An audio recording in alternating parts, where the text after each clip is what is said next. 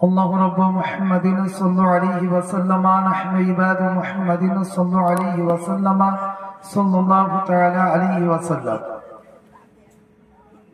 مولاي صل وسلم دائما أبدا مولاي صل وسلم دائما أبدا على حبيبك خير الخلق كلهم غوثي اعظم بمنی بے سرو ساما مدد غوثی اعظم بمنی بے سرو ساما مدد قبلہ دی مدد کعبہ ایما مدد ہے کتنا ہنسی احمد مختار کا چہرہ ہے کتنا ہنسی احمد مختار کا چہرہ قرآن ہے مکمل میرے سرکار کا چہرہ قرآن ہے مکمل میرے سرکار کا چہرہ সমস্ত তারিফ ও প্রশংসা সেই বিশ্ব নিয়ন্তা পাক মহান রব্বুল আলামিনের জন্য, যে মহান রব্বুল আলামিন আজকে আমাকে আপনাকে সকলকে এই মিলাদে মুস্তাফাতে হাজির হয়ে কিছু শোনার বা আমাদের সকলকে কিছু সওয়াব নিজের নামায়ে আমালে লিখিয়ে নেওয়ার তৌফিক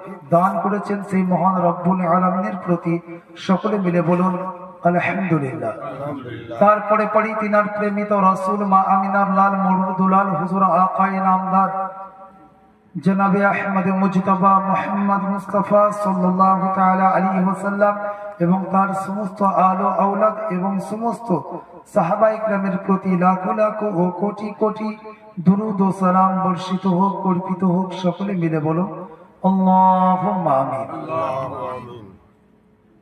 আল্লাহ তাআলা কুরআনুল মাজিদ ওয়াল ফুরকানুল হামিদের মধ্যে ঘোষণা করছেন হামিম ওয়াল কিতাবিল মুবিন ইন্না আনজালনাহু ফি লাইলাতিন মুবারাকা। যে রওশন কিতাবের কসম, আল্লাহ তাআলা বলছেন ওই রওশন কিতাবের কসম আমি একটি মুবারক রাত্রিতে, একটি বরকতময় রাত্রিতে তাকে নাযিল করেছি। হযরত আল্লামা আবুল কাসিম জামাখশারি রাদিয়াল্লাহু তাআলা আনহু তিনি এই আয়াতের ব্যাখ্যা করতে গিয়ে লাইলাতুল মুবারাকা, এই রাত্রির তিনি এই আয়াতের বা লাইলাতুল মুবারাকার তিনি চারটি নাম বলেছেন। একটি নাম হচ্ছে লাইলাতুস সিক, একটি হচ্ছে লাইলাতুর রহমা, একটি লাইলাতুল বারাত, আর একটি হচ্ছে কোরআনের মধ্যে বর্ণনা করা হয়েছে লাইলাতুল মুবারাকা। খুব গুরুত্বপূর্ণ কথা বলবো দু একটি, আপনারা খুব মনোযোগ সহকারে শুনবেন, খুব কাজে লাগবে। বর্তমান সময়ে আমরা যদি রাস্তাঘাটে চলাফেরা করি, আমাদেরকে সেই কথায় আছে হাতি চলতা রহেগা আর কুত্তা ভোঁকতে রহেগা, সেই রকম কিছু আমাদের সঙ্গে হয়। যখন আমরা এই শবে বরাত পালন করি, কিছু লোক আমাদেরকে বারবার প্রশ্ন করতে থাকে তোমরা এই রাত পেলে কোথা থেকে, কেন মানাচ্ছ? এটা শিরিক, এটা বিদআত, এটা হারাম, এটা নাজায়েজ, বিভিন্ন রকমের কথা আমাদেরকে প্রশ্ন করা হয়। কিন্তু এই রাতকে কোরআনে বলা হচ্ছে লাইলাতুল মুবারাকা। এই রাতের লাইলাতুল মুবারাকা, এই রাত্রির বা এই আয়াতের যখন মানে করছেন আল্লামা আবুল কাসিম জামাখশারি, তিনি এই রাত্রির আর একটি মানে করেছেন যে এই রাতকে, এই লাইলাতুল মুবারাকাকে বলা হয় যে লাইলাতুল বারাত, যেটা আমরা সকলে শবে বরাত হিসাবে পালন করে থাকি। বর্তমান সময়ে বাংলাদেশের একজন বক্তা আকরামুজ্জামান নাম, যিনি বলছেন যে শবে বরাতের রাত্রিতে ইবাদত করার থেকে, বলছে যে এই রাত্রিতে ইবাদত করা এমন একটি বিদআত, বলছে তার থেকে উত্তম হচ্ছে বেশ্যাখানায় রাত কাটানো। নাউযুবিল্লাহ মিন যালিক। আপনি ইউটিউবে দেখে নিতে পারেন কি বলছে, যে শবে বরাতের রাত্রিতে ইবাদত করার থেকে উত্তম কি বেশ্যাখানায় রাত কাটানো। নাউযুবিল্লাহ। মনে রাখবেন, যদি শীষের মধ্যে মানুষের শরীর যখন অসুস্থ হয়, তার পায়খানা পরীক্ষার জন্য, টেস্ট করার জন্য বলে, তো সেটা শীষের মধ্যে নিয়ে যাওয়া হয়। তো সেই শীষেটা যখন মুখটা খোলা হবে, তো যখন খোলা হবে তার মধ্য থেকে কোনো খুশবু আসবে না, সেটা কি আসবে? বদবুই আসবে, তাই না? তো যাদের যেটা আকীদা, যখন যে যেমন, সেটা আজ নয়তো কাল সেটা প্রমাণ হবে। আর সে যদি ইয়াকিনান অবশ্যই যদি একজন ইসলামিক স্কলার হতো, তাহলে আল্লাহর ইবাদতকে বেশ্যাখানার সঙ্গে কোনোদিন তুলনা করতো না। আল্লাহ রাসূল সাল্লাল্লাহু আলাইহি ওয়াসাল্লাম বুখারী শরীফের হাদিসের মধ্যে বলেন, ওয়া মা ইয়াজালু আবদি ইয়াতাকাররাবু ইলাইয়া বিন নওয়াফিল। আল্লাহ রাসূল সাল্লাল্লাহু আলাইহি ওয়াসাল্লাম বলেন, আল্লাহ তাআলা ইরশাদ করেছেন যে আমার বান্দা আমার নিকটবর্তী হয় নফল ইবাদতের মাধ্যমে। কি বলছেন? নফল ইবাদতের দ্বারা আমার বান্দা আমার নিকটবর্তী হয়।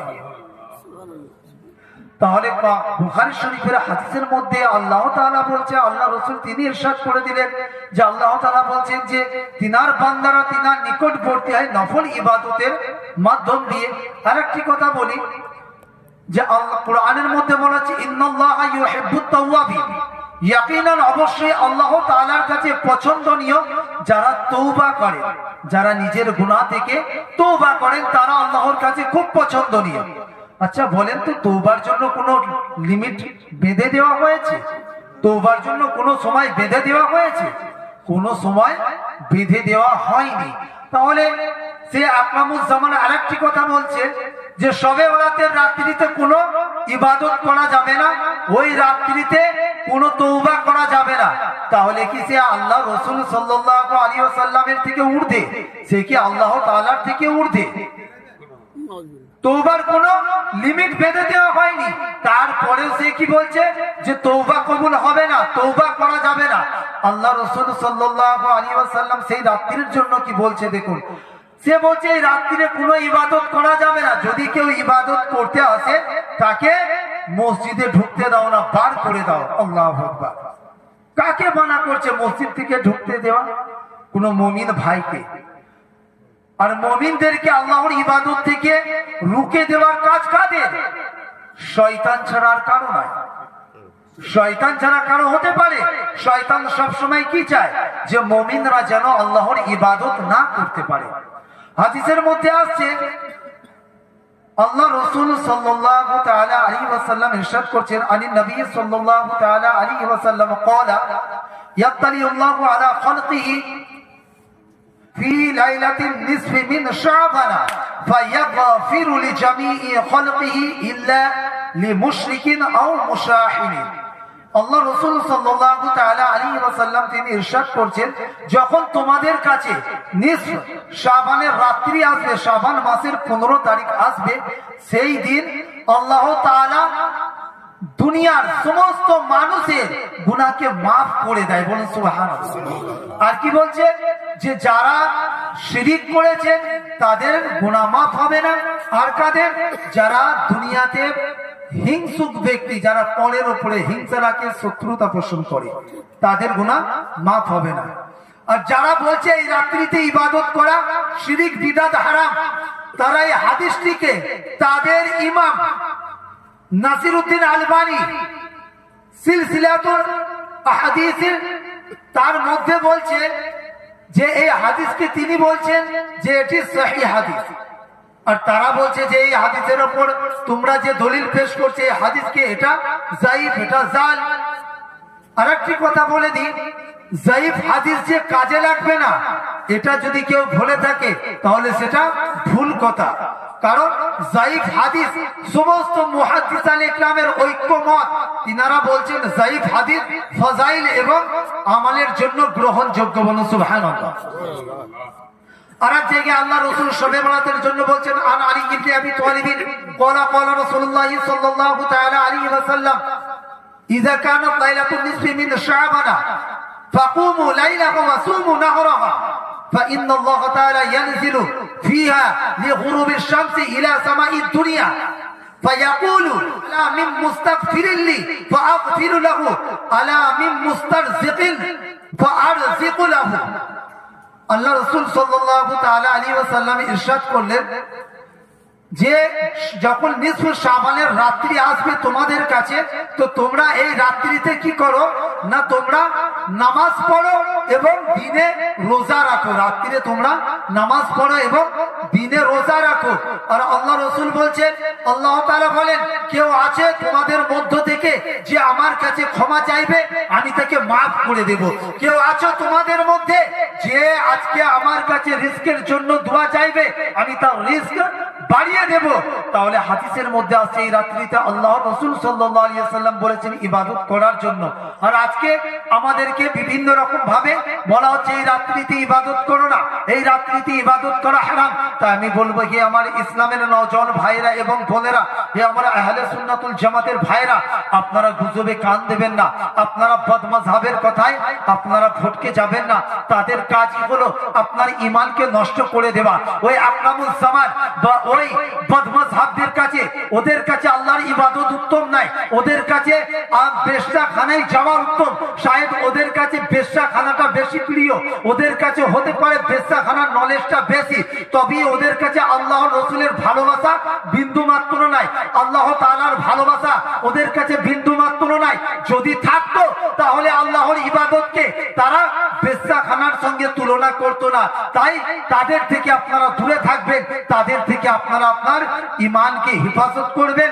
আপনার এলাকার সুন্নি উলামায়ে ইকরামের সঙ্গে আপনারা ভালো সম্পর্ক রাখুন। যা কিছু জানার তিনাদের কাছে গিয়ে জানুন, তিনাদের কাছে গিয়ে বসুন। যাই হোক, সময় কম থাকার জন্য আমার বক্তব্যকে এই জায়গায় ইতি করছি। বলা ভাষার মাধ্যমে যদি হয়ে থাকে ভুল ত্রুটি আমি ক্ষমা প্রার্থী। আস্তাগফিরুল্লাহ রাব্বি মিন কুল্লি যামবি ওয়া আতুবু ইলাইহি ওয়া লা হাওলা ওয়া লা কুওয়াতা ইল্লা বিল্লাহিল আলিয়্যিল আযীম।